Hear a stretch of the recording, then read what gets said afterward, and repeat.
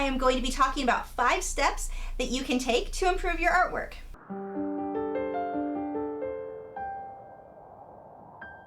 Hi, I'm Lisa, the artist behind Lachri Fine Art. If you are looking to improve your own artwork or your career with your art, there are 5 things that you need to be doing. The first step is you need to make the decision to make this happen. Wanting to do well with your art, wanting to improve, wanting to make a living off of it does nothing. You have to make the decision to make it happen. I am going to succeed with this. That is a big deal. I can't tell you how many people I know who are amazing musicians or artists but never made the decision to actually succeed. They just wanted to do it, and so they kind of half did everything. They never really took the steps needed to make it happen. Step number 2 is that you need to decide what success looks like for you. And this is going to vary from person to person. This is not, there's one right answer and every other answer is wrong.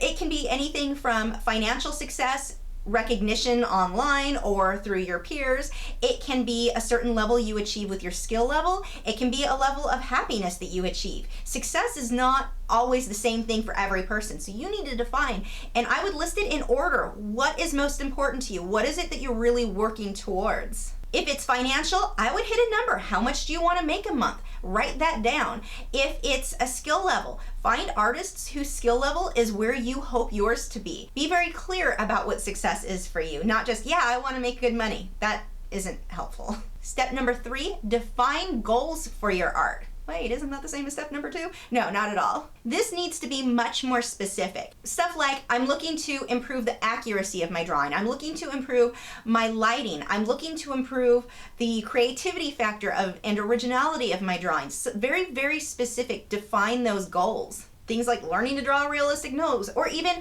making a goal of drawing for at least 1 hour every single day. And that's going to be a challenge for a lot of people because we're all busy. I get that. But if we're not really making those goals for ourselves, it's really hard to stick to it and end up being successful with this. Now, defining these goals gives you a basic roadmap on the things that you need to work on. If you've decided improving the accuracy of your drawing is one of your goals, then that gives you something to look up. Start doing Google searches. Oh, the internet is amazing for artists.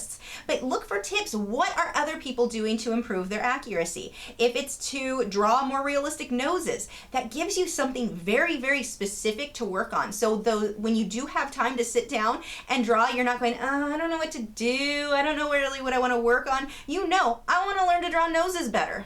It seems so random. So you can sit and work on drawing noses. Have that roadmap. Have your goals laid out. Step number 4, stop making excuses. This is probably one of the biggest things for artists and musicians. Everyone wants to make an excuse on why they can't succeed, why they're not improving. And you may call it a reason, but let's be realistic. It's an excuse. I don't have the money for art supplies. Neither did I. Start with graphite. It's pretty inexpensive.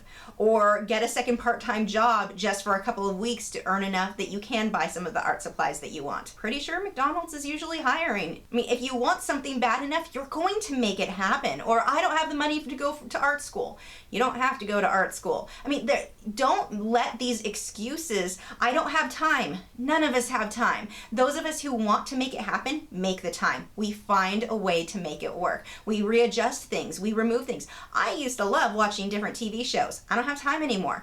Art was more important to me, so I dropped TV out of the equation. I still have a few shows I watch, and if I do want to watch TV, I would leave the TV on while I was painting or drawing. Although that doesn't really work in my current studio because the TV is completely behind my easel, but I can listen to Harry Potter while I work. I've seen it enough times. I know what's happening. The other excuses that are really big is, but I don't know how, or I'm just not that good at drawing. I'm not as good as this person.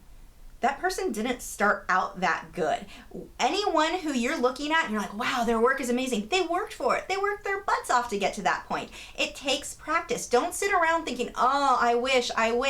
Do it. Make it happen. Go back to step number 1. Make the decision to make it happen. There's no reason you can't do what anybody else is doing. No reason at all. Step number 5, write all of this down. Write down your goals, write down the decision you've made, kind of a declaration, this is what I'm gonna do. But write these goals down, make a list. Put that list somewhere where you can see it regularly, next to your desk, next to your easel. It can be on the screen of your phone, somewhere where you're seeing that constantly.